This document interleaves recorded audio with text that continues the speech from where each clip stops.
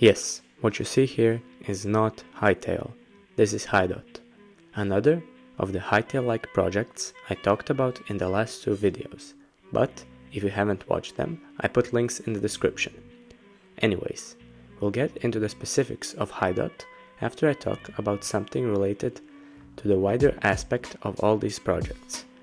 So, I think it's amazing that all these separate groups of people are uniting and making their own Hytales after the real one got cancelled. I know it may be revived, but nothing's sure yet. And, even though that's impressive, I can't help but think how much easier everything would be and how much greater the final game could be if all these talented people united to make a single game.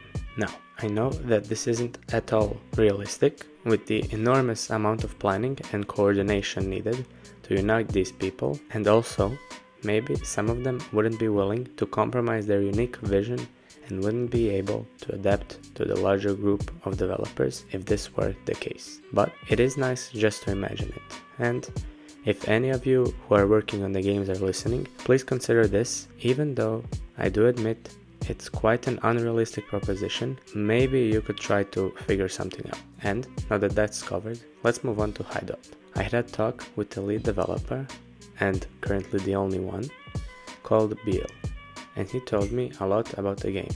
First off, the name Hydot. It is called Hydot because the name is a combination of the words Hytale and the Godot engine, which, unsurprisingly, is the engine in which the game is programmed. Furthermore, the game is expected to launch in around a month, but that can change depending on the hype and other occurrences, and it will start out as a simple creative mode only sandbox type game, but it is important to mention that it will have multiplayer.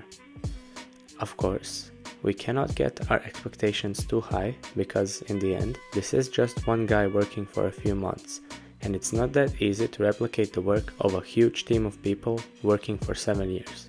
I will also mention that it will not be open source, so modding will be a challenge. However, I am personally extremely excited for at least some type of a Hytale game, even if it's just a simple, small scope experience.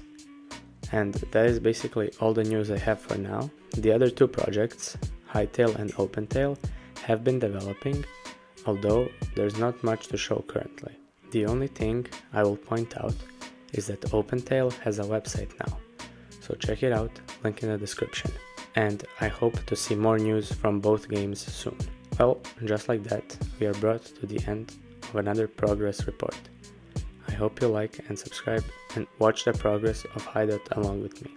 That's all for now, folks. Goodbye.